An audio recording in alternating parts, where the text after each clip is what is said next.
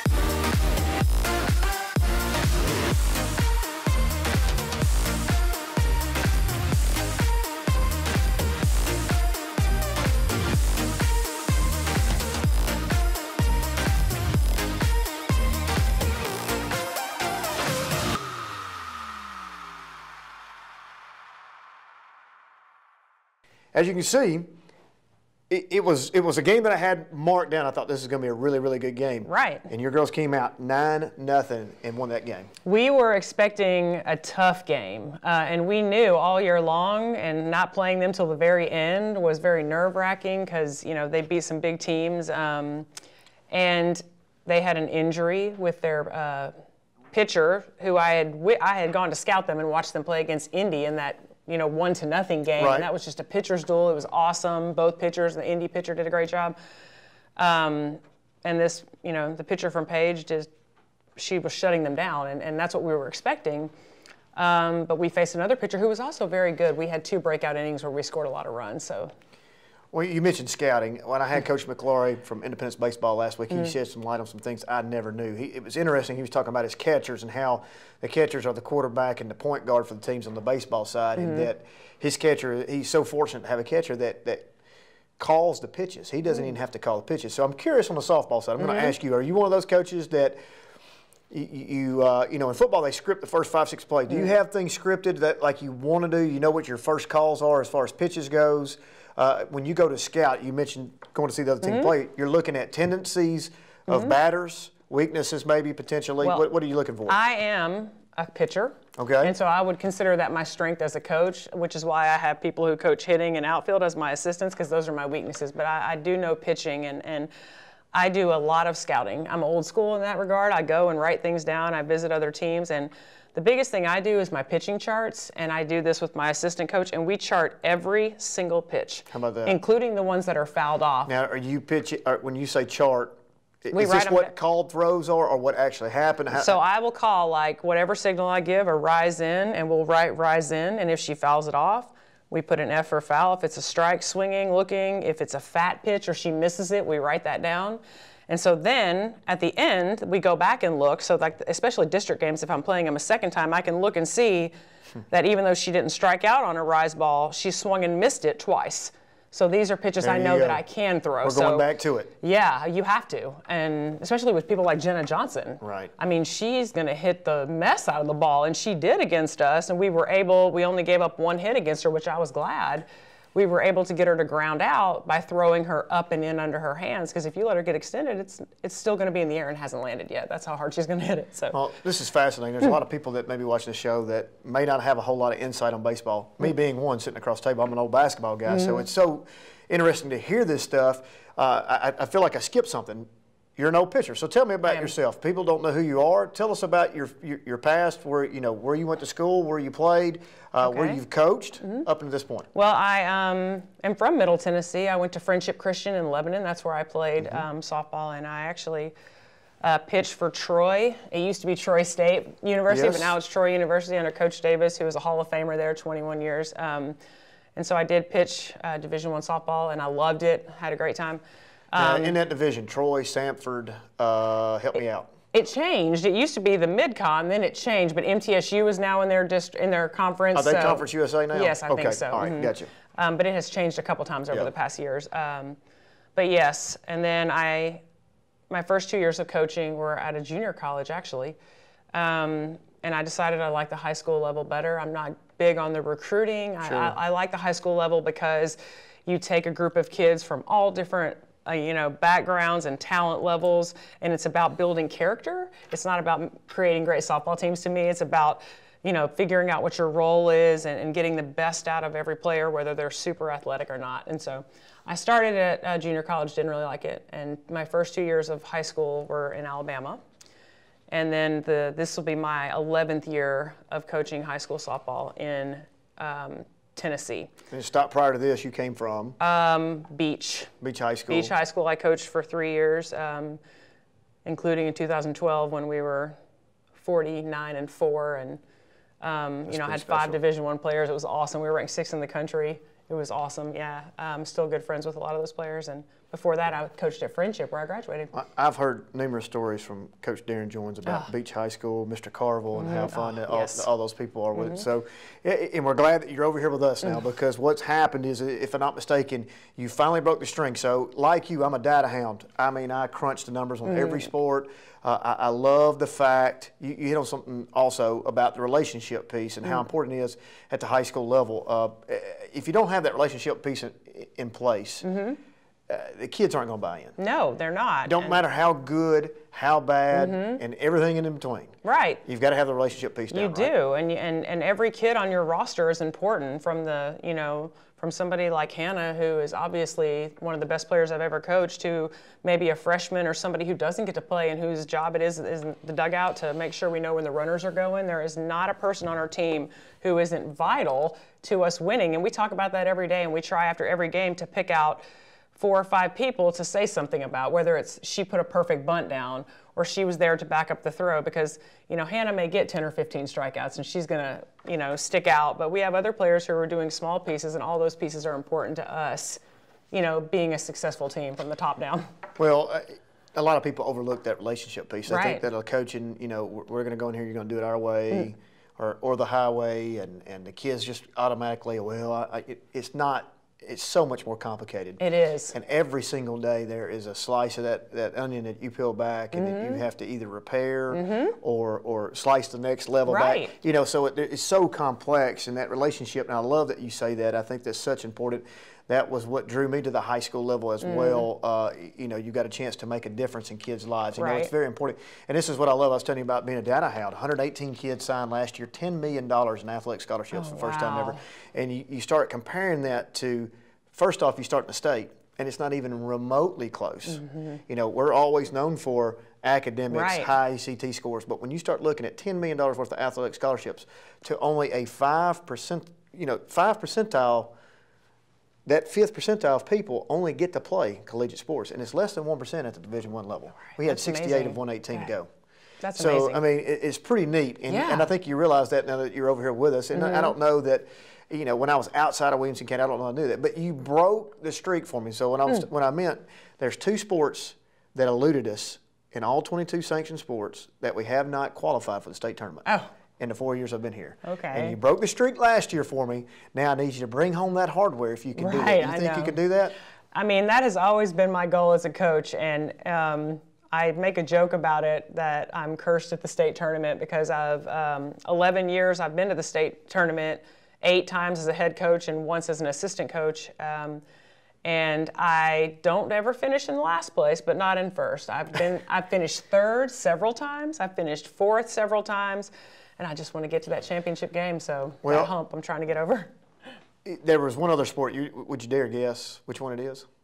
We also broke that curse this year. So you weren't the last to break the curse. You were second to last, and then the last one was broken this year. I don't know. Coach Harris, Mariska Harris, Ravenwood basketball, girls basketball. So now we have made it in all 22, which is that's something awesome. I think it's awesome for our district. Now, you know, there's a lot of places that you'll know, a lot of places that you'll go may have 1 trip to state tournament total for all sports, right? The durations. So in the 4 years, we've gone to every. So it's pretty neat. I love that. So now, like I said, it's time for you to bring home the gold. Now, in order to win the gold, you got to have a golden arm. And boy, do you have one. I do. Hannah Koenig is an incredible character, high character kid, an incredible pitcher. We're looking at some of the records that she has broken. Strikeout record in a game, 16. Yes. Hitting streak, 20 games. The Louisiana Tech signed a Wilco Player of the Year finalist for softball. I mean, the list keeps growing. But above all else, we won't state tournament MVP. Oh, right, sure. She's just a great kid. I mean, she is so humble, and she lifts her teammates up. If you take softball out of the picture, she's still somebody you want on your team. She just, you know, she builds people up. If somebody makes an error or mistake or doesn't get a hit, she's the first one over there to be like, you know, I got your back, you can do this. But she's also a gamer, man. She is super competitive, and you can see it on her face. It's not just games, it's batter to batter. You know, last night, or Tuesday night when we played in our game, she had a perfect game against Spring Hill until the 7th inning with 1 out. I mean, she was mowing them down, 14 strikeouts, and then she hits a batter. And so she threw an inside pitch a little bit too inside, and you could see it on her face because she's so competitive. She's still got a no-hitter. Right. And it's her 4th one this year. Think about that. You know, but she wanted that perfect game because that's how competitive she is. That's got to be a record in itself right there. Oh, yeah. I mean, that's another thing I need to check on with no-hitters. And 4 no-hitters. And she has 9 shutouts, and she also has 4 one-hitters. I mean, I would venture to say that most of the games she's given up less than 5 hits. I know she has broken her previous record for strikeouts in a season. She hit 700 earlier, but she's had 70 since then. So I fully believe she'll hit 800. She has 226 this year, and her ERA is .75. So, I mean, she just doesn't give up a lot of runs and hits. I would be interested to know what the strikeout record is for the state, for TSAA, over her career. I believe it's Kat Hosfield who played at Tennessee and at Riverdale. And it was a whole lot. She had well over 1,000, I know. But Hannah didn't have very many games. Well, that's probably a freshman WCS year. record. It might be, right. Quite potentially could be a WCS record. Yeah, I mean, she's done such a great job. She's averaging right now over 10 per game.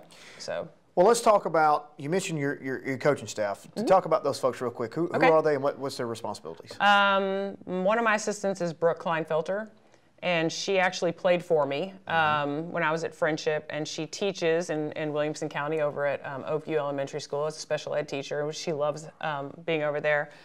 And she mostly works with my outfielders. She also was a pitcher when she was in a utility kind of pitcher. So she does a great job charting pitches and doing the scouting report for me. My other assistant coach is Kevin Mills, who is actually the dad of one of our seniors, and it's so funny because in all my years of coaching, that's something you wouldn't think, that you would have a parent on the coaching staff, but he does such a great job. He's, you know, very objective. He is our hitting coach, and he does a great job.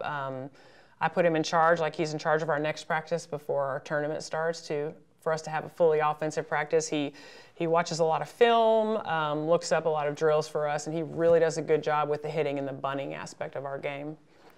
Well, you talked about practices. Take us through. I always love to ask this question. Take us behind the scenes, man. This is a late season practice because obviously that will differ from the opening practices, you know, early on in the season, maybe even mid-season practice. But now that we're getting ready for district tournament, you said we're going to have a purely an offensive practice. Take us through what that looks like and what's going on. What are you trying to accomplish? Well, an offensive practice is going to first depend on who we play next. So we, depending on the type of pitching we're facing, which is where the scouting comes in, if we know we're facing a pitcher who is faster or slower, you know, it just depends. You know, that'll determine what drills we do, what speed we put the machine on, if we're going to hit against Hannah, if we're going to throw change-ups to them or whatever. So it really is based on the pitcher that we are going to face in the next game, or we try our best to do it that way. It's going to definitely involve bunting. Every single practice, we do circle of death bunting. And we have to bunt 25 in a row because bunting is vital. When we went on our trip to Gulf Shores, we had a game that went 4 innings of international tiebreaker rule because we couldn't put a bunt down.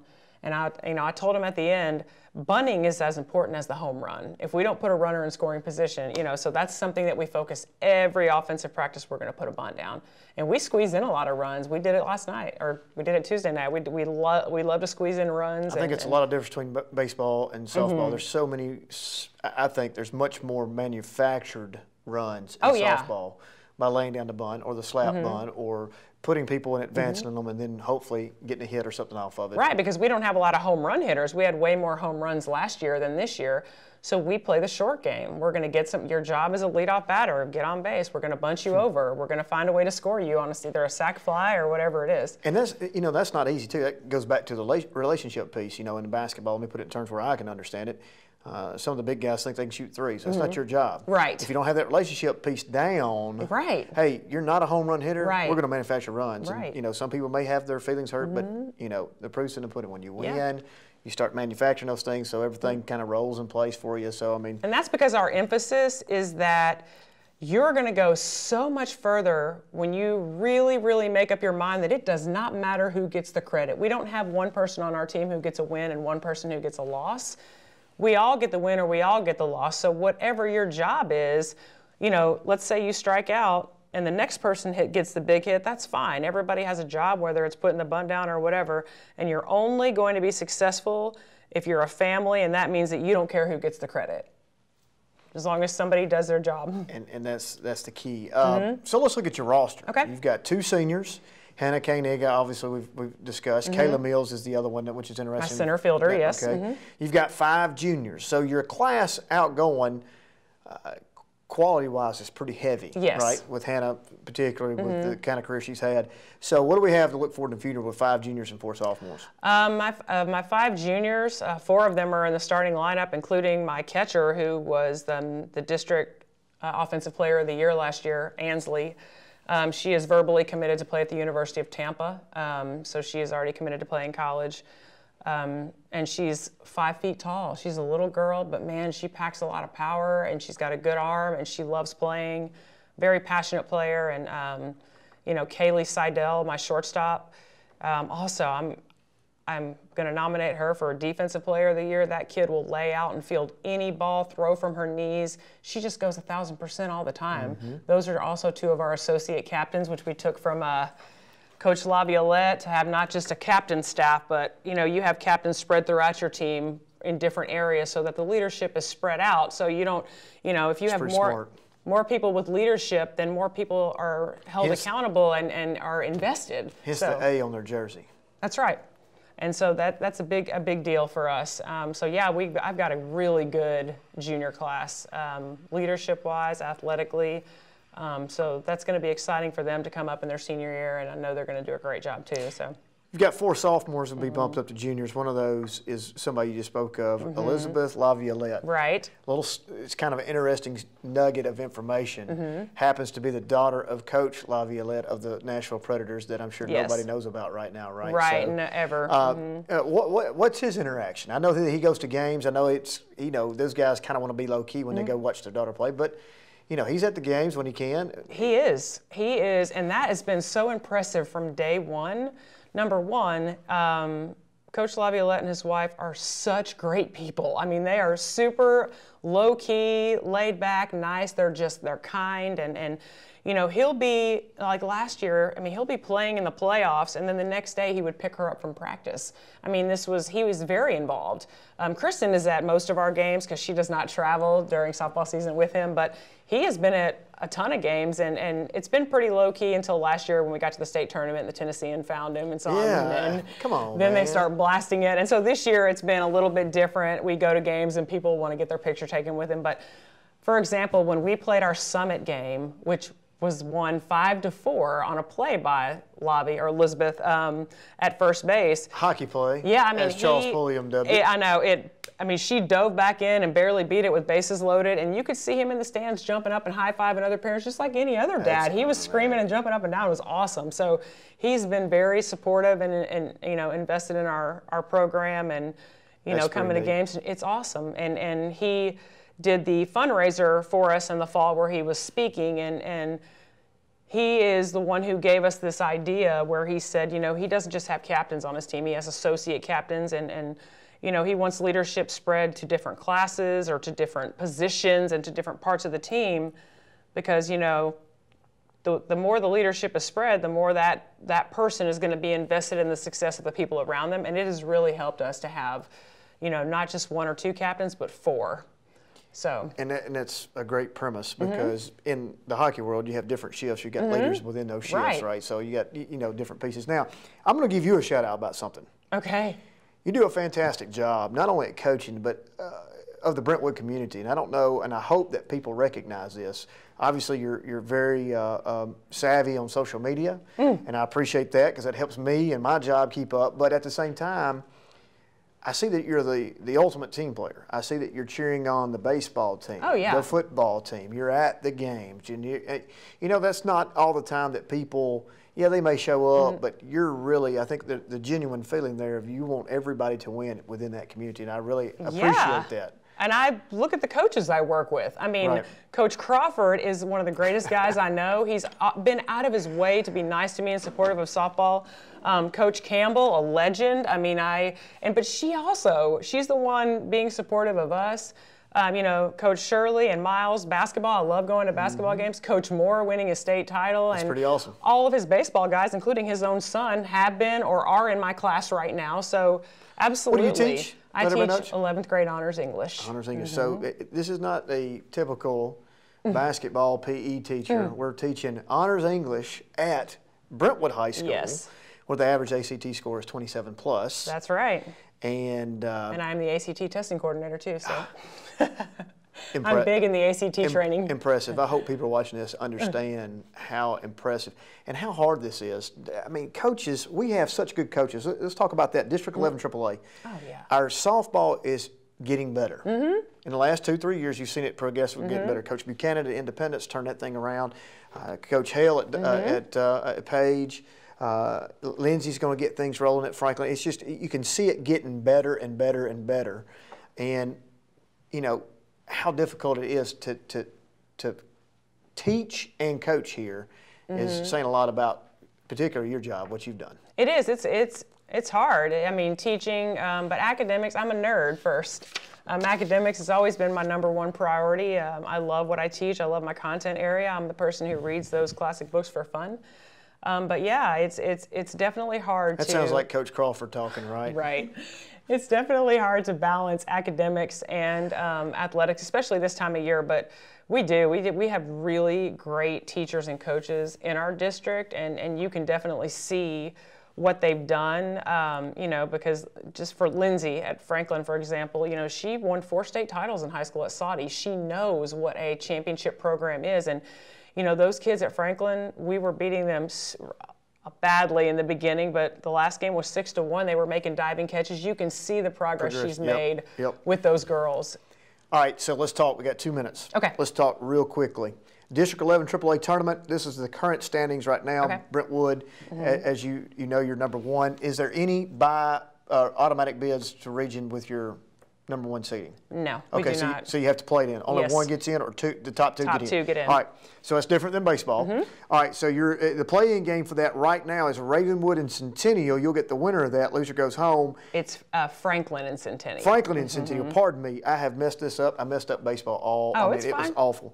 But we still have some changes that could potentially happen. So Independence is second, right? That's correct. And they're going to play Ravenwood. Look, I'm just going to stop.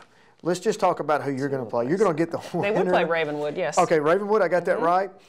Dixon, potentially Summit. Yes. Barring win or lose there. Yeah, potentially Spring Hill. It just is going to depend. Yep, between them and Spring Hill, and then Page and Spring Hill. And you're going to be in the bracket with that Page, Spring Hill / Summit group. Yes. So, top half the bracket, got to make it to Thursday. Yes. Got to make it to Thursday. Yep. Give us a little bit of information where that's going to be.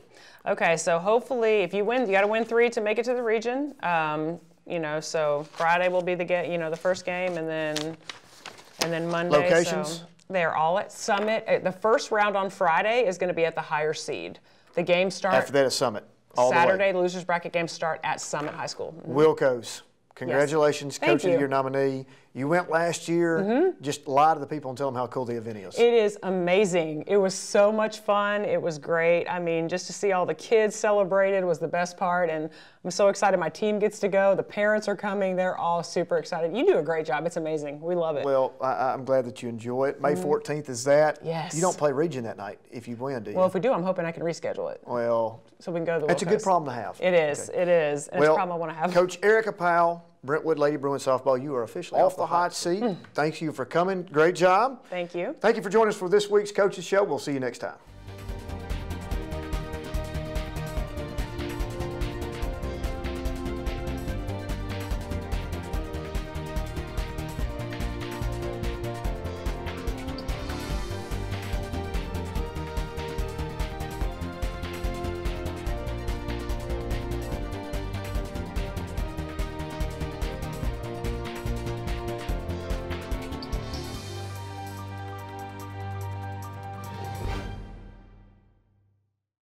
If I say heads up, what does that mean to you? It means be aware, be alert. Be prepared to prevent something bad from happening, like a concussion. Most concussions are preventable if you make the effort. Wear a helmet when you bike, wear a seatbelt when you're in the car, and always be aware and be safe. To learn more, go to cdc.gov/concussion. You want to prevent a concussion? It's time to be heads up.